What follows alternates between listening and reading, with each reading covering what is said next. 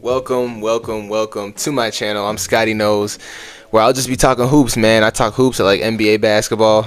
Yeah, this is a channel where I'll be talking hoops. This is my first video, my first episode for this YouTube channel or podcast, whatever you want to call it.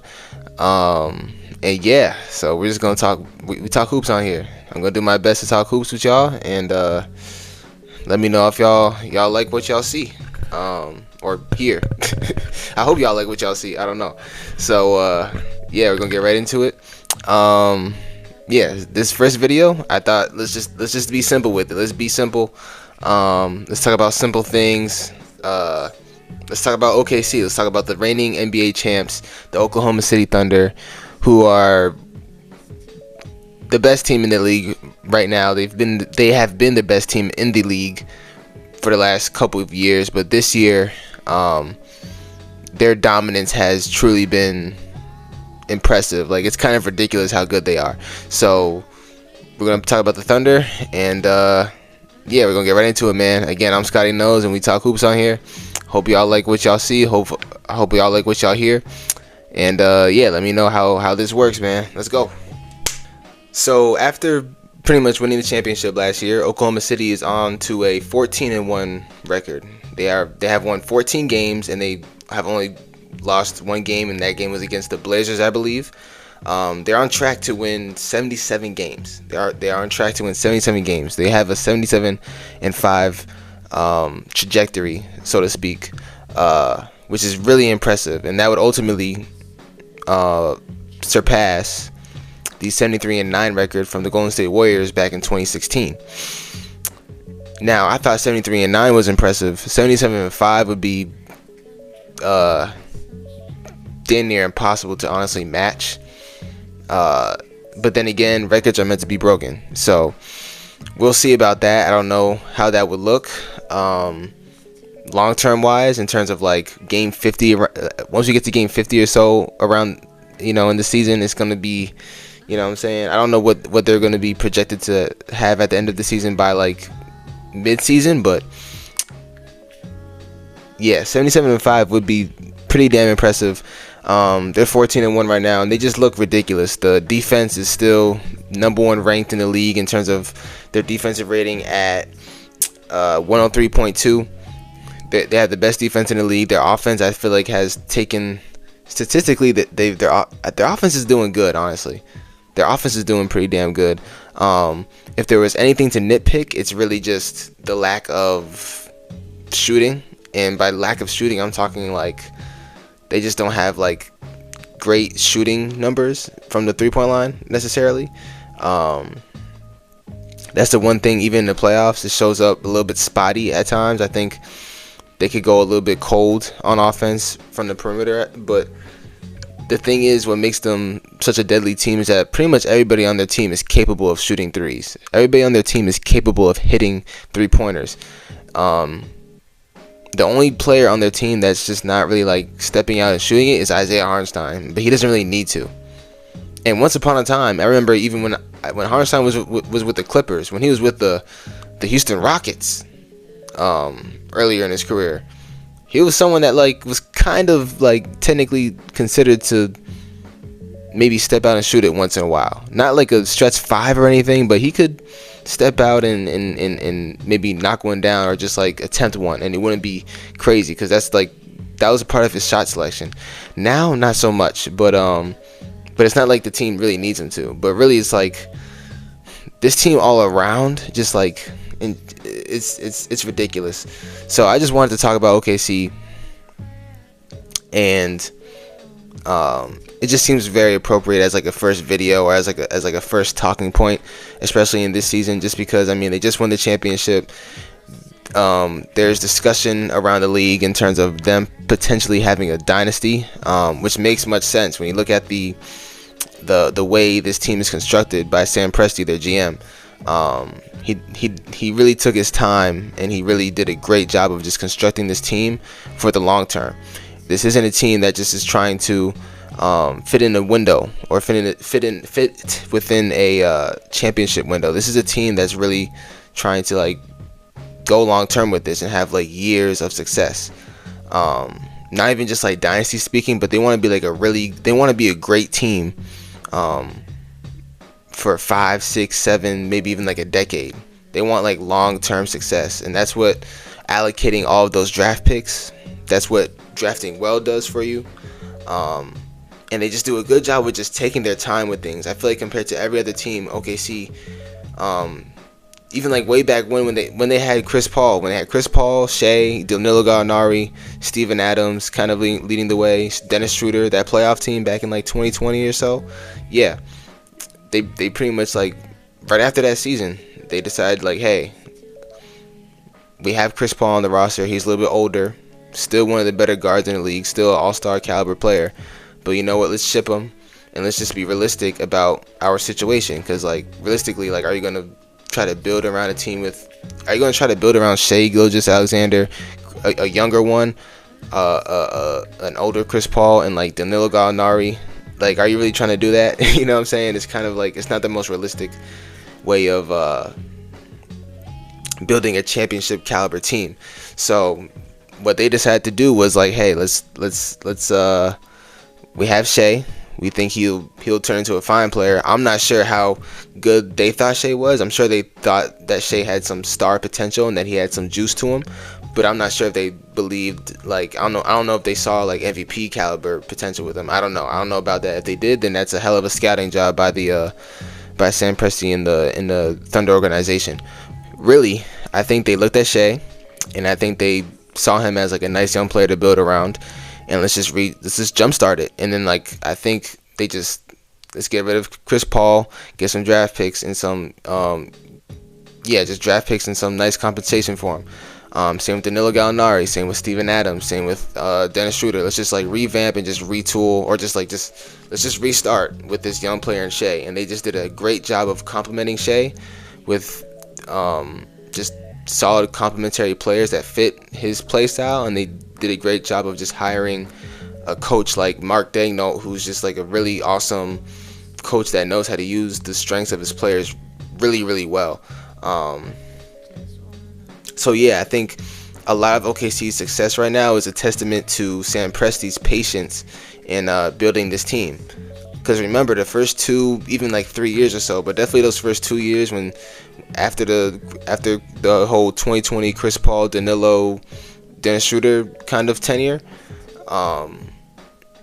they were one of the more, they were considered like in a way like a laughing stock of the league, in terms of just like their lack of ability to win games. Like, they were trash. They had no talent on the roster.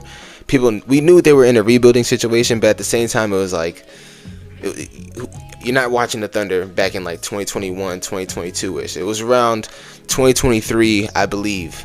I might be wrong, but I want to say 2023 when they actually started to be a competitive team and started to like make things happen. And then 2024, they made the 1 seed, got shipped out by Dallas in the second round. And now they made more improvements, adding Isaiah Hartenstein and whatnot, adding Alex Caruso, shipping a Josh Giddey. And in 2025, they win the championship. So they just did a really good job of like taking their time and understanding how to build this team around Shea properly, while at the same time continuing to develop Shea and grow Shea into a MVP superstar caliber player. They did a great job with the hiring of Mark Daigneault, who just understands. He just knows how to learn. He understands that he has to learn a team. He talks a lot about learning, and I think what Mark Daigneault really does best is just understanding, taking his time to understand his personnel that he has at hand, and just setting them up in a way that it could be like flexible against any opponent that they have, no matter what opponent they face. Whether it's like a tougher team that plays more physical, like my Knicks, whether it's a team that pushes the pace and likes to play fast, like the Pacers, they always have like some type of they can kind of shape their roster and shape their team around their opponent, which that allows them to pretty much be in any game, and kind of it gives them a chance to win pretty much every game they play, and like against any team they face. So that's just a quick kind of I don't know, like conclusion of like what has pretty much transpired for the Oklahoma City Thunder for the last 5-6 years. And like just I just wanted to point out like the patience that they had with building this team and creating this team to what it is now. Now, just to get into this season, last night, which was Monday, November 17th, they faced the New Orleans Pelicans, and they had like a 49-point first quarter. I didn't watch the game, but a 49-point first quarter without a J-Dub is really impressive. And just to point out that they haven't had J-Dub all season. They haven't had their second best player all season, and they're doing what they're doing right now. That's scary. That's extremely scary. I don't know what J-Dub's timetable is with his injury, but if he could come back like himself and healthy, then and just kind of just be able to ramp up by the time it's playoff time, it's just really impressive how deep this team is. Like they don't even like. It's not even so much that they have like a completely stacked roster. Of course, they have like a nice three-headed monster in Chet Holmgren, Shea, and J-Dub. That's kind of like their young core. Those are going to be the players that they move on with for the next couple of years, because those are the players that they have, and that's who they have. That's how they won a championship, with those three players. But then like when you have like a Aaron Wiggins who could just shoot the ball well, provides length, a little bit of defense, athleticism, activity, energy off the bench. When you have an Isaiah Joe off the bench who could just shoot it, I call him Rainbow Joe. He has a nice rainbow shot. When you have an AJ Mitchell who's one of my, I loved him coming out of college. I really did. I thought AJ Mitchell really fit like a nice mold in the NBA in terms of like just being able to score and kind of just be a nice, decent guard. I didn't know how good he would be and how quick he would translate to the league, but I thought I knew he would translate eventually if he just was given the right opportunity, to be quite honest with you. So AJ Mitchell being in Sixth Man of the Year talks is really cool for me personally, and I know Thunder fans are enjoying his game as well. He's averaging, I think, 16 a game or so. He's their third leading scorer this year without J-Dub. So to have someone off the bench and kind of provide some of that juice and even more, I guess, a little bit of creation and just be able to score and just provide some like spark plug scoring off the bench is really, really awesome for the Oklahoma City Thunder. Caruso is just a winning player. He's going to make winning plays. He's going to hustle. The defense is there. Chet Holmgren, who in my opinion is still not even playing his best version of basketball. I feel like he's having kind of a similar start to how he started last year. I thought last year it felt even better offensively. I don't know if that's true or not, but just the way I feel this year compared to last year, I just felt like last year was a little bit more dominant offensively, but this year he's still been pretty damn good, I think. But this year compared to last year, I think offensively he's doing fine. I think defensively he's only averaging 1.3 blocks a game, but at the same time, defense isn't just about steals or blocks. It's about how are you doing the little things right? Are you executing the game plan correctly? Are you intimidating? How are you a great intimidator of the rim if you're a big? So if you're an Isaiah Hartenstein, if you're a Chet Holmgren, are you really intimidating the rim, or are you just out there blocking shots? Are you playing disciplined defense? Are you fouling a lot? There's a lot that goes into defense other than steals or blocks. But Chet is only averaging 1.3, but it's still like a pretty impactful 1.3 blocks a game. And I think that's just overlooking it or just like nitpicking, to be honest with you. But Chet has had another great start to the season. He's shooting 60% from the field, 40% from the three-point line. Yeah, and like they just have like really good depth. Even it's hard for me to like really put it into words at times, because it's just like they just draft so well, and they know what they want and they know what they need every offseason, and they kind of go get that, and then they just do a good job of like adjusting to what they had to adjust to. Cason Wallace has been an all NBA defensive type of player. He's in the passing lanes. He does a great job just off the ball. He's very handsy, averaging the most steals in the league, or he's one of the leaders in that category. I believe he's averaging 2.4 steals a game, I believe. Yeah, he's averaging 2.4 steals a game. he's a pest. Coming out of Kentucky, I thought Cason Wallace would be a very good basketball player. I believe that he would just be a player that could contribute to winning, make impact plays on defense, spot up offensively, and he's pretty much done that for this team. He's been just a really good player, shooting 37.3% from the three-point line. Keeps it simple on offense. Cason Wallace, I feel like, is a player that should have even went higher in his draft class, personally, just because I thought he was such a sure type of player. Like, he seemed like a very safe type of player. But Cason Wallace has been all defensive this year. So if he just stays at this type of pace and just continues to hustle and put that energy forth, like his stamina is insane as well. Like he's out there being a pest. It's not easy. It's not easy to do those things. Like to do what a Lou Dort does, to do what a Alex Caruso does, to do what a Cason Wallace does. It takes a lot of hustle. It takes a lot of heart and energy. And of course, you still have to have the athleticism to be able to guard the way they do, and you still have to have the smarts to be able to guard the way they do, and to get those steals and get out in transition and get those easy buckets. So yeah, man, like Cason Wallace, shout out to him. He's having a great season. He's having a all defensive type of leap, or not even like a leap. He's always been great defensively, but just this year I might personally, just my personal opinion, I might put him all defensive first team for my just personally. He'll be on the first or second team for sure, but personally I might just put him on that at that one spot, because he's been awesome this year. And then obviously last but not least, I'm going to talk about SGA, Shai Gilgeous-Alexander, who is continuing to be in the MVP race with a Jokic, with a Victor Wembanyama, with a Giannis Antetokounmpo. I feel like the last 3-4 years or so we've kind of had those same players.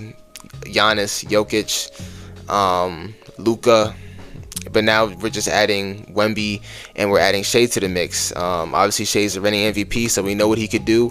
I think the most impressive thing from him this season is that he's shooting damn near 40% from three, or he's shooting 38% from three, but it's a career high for him. So to see a player like Shai, who dominates in the mid-range area and who dominates on the interior, shoot that well from three, and honestly just his three-point attempts are just going up every season, and I think that's something that he's emphasized, and I think that's something that he wants to focus in on.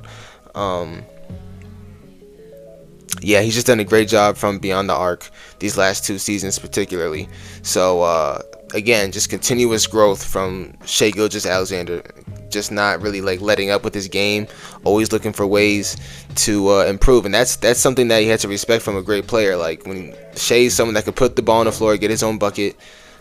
He's impactful defensively. He has the proper frame. He's kind of like, he has a frame of a wing almost in terms of like his wingspan and just size. He's about 6'6", maybe 6'7".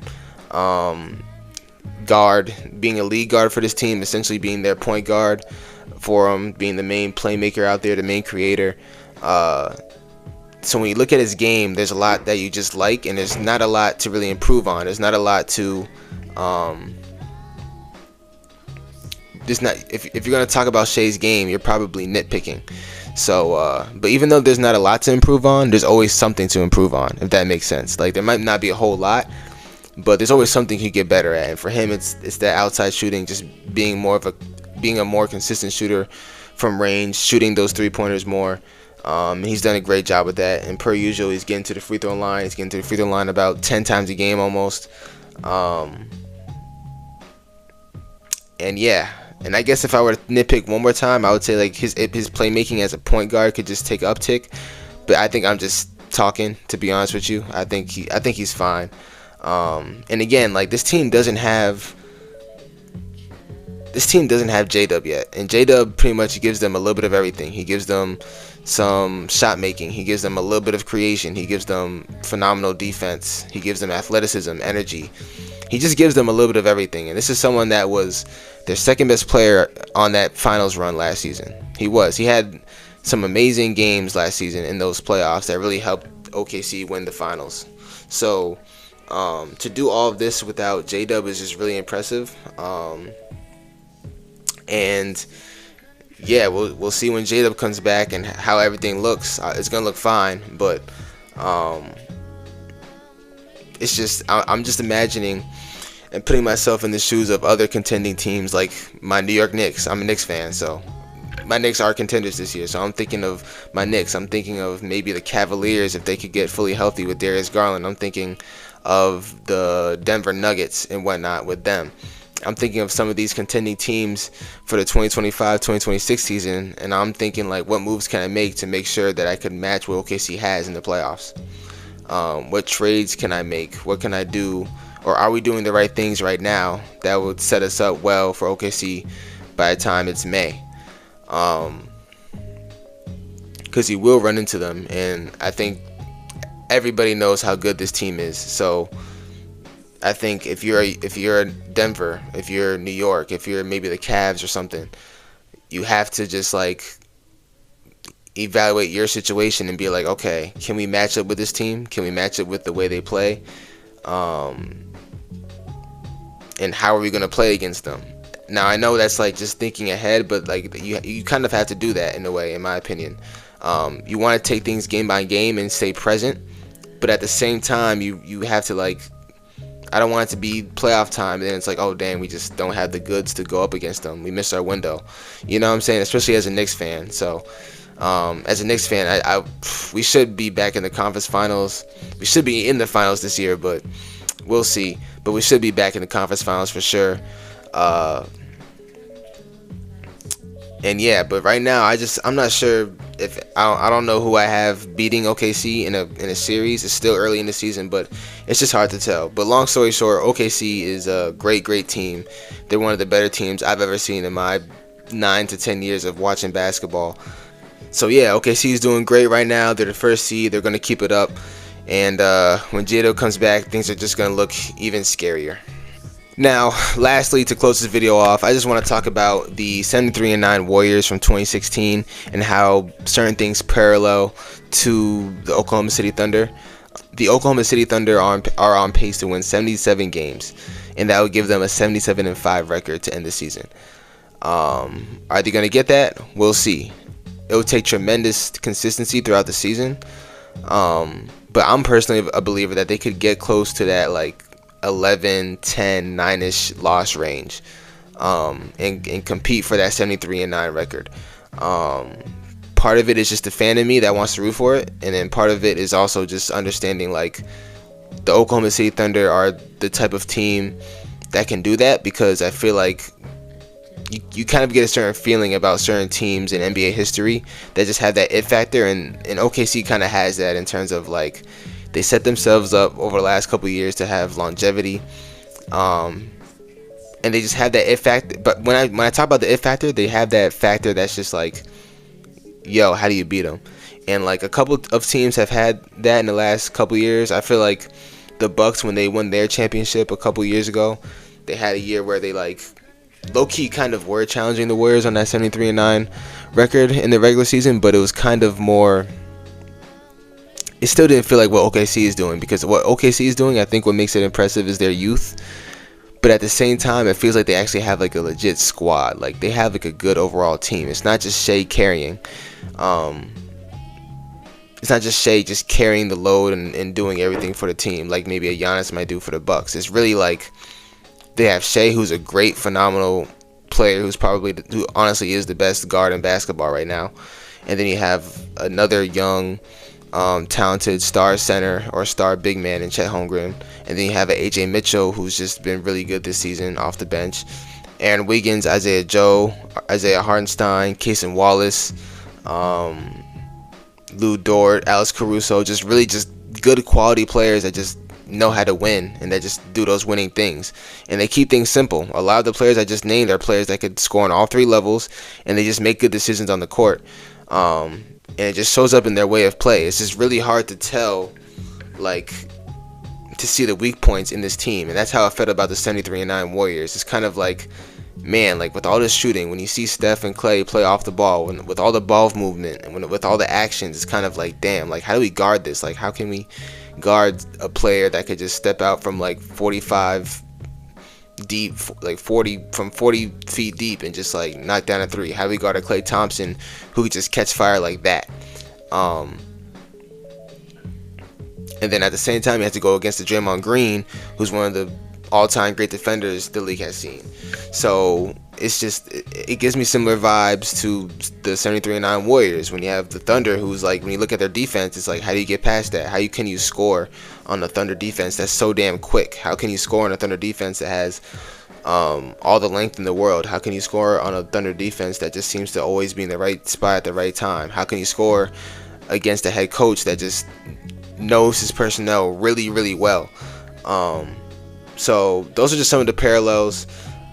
Similar to the 73-9 Warriors, the Thunder have an overall squad. It's not just like Steph carrying the Warriors, even though he was the nucleus of that team. But it's really just like, you have Steph, you got Clay, you got Draymond, you got Iguodala, you got Andrew Bogut, you got Steve Kerr. You just got an overall team that's coached by a really good coach that understands his personnel and understands how to use them. And that's just, they just have it going. They just have it going. The confidence is there. Same with OKC. You got Mark Dano, who's an awesome coach. You have Shai Gilgeous-Alexander leading the way, and then you just have a really good team behind him. And what makes it even scarier, there's no J-Dub. I know I've said that a lot this video, but there's no Jalen Williams. And when he comes back, it's just going to look even... They're not even like with their regular starting lineup right now, and they're doing this. So, but yeah, that's going to conclude the video. I just wanted to talk about... Well, first of all, I just wanted to get a video out, and I want to thank y'all, whoever is watching this, for watching this. This is my first YouTube video. Just talking hoops. Again, I'm Scotty Knows. I like to talk hoops. I like to talk basketball, particularly NBA. I'll try to get into college basketball if I can. I'll try to get into other things as well. But this is my attempt at talking hoops, just because I like to talk hoops. And yeah, I believe that a good first video would be about OKC and how they're the reigning champs, and just going over their last couple of years and just analyzing how good they are this season. So I think they're really impressive. I think they're a ridiculous basketball team that is just not slowing down. Again, they're on pace to win 77 games, so we'll see how that record pans out by the end of the season. But again, I'm Scotty Knows. I thank y'all for watching this, and I'll see you guys in the next video.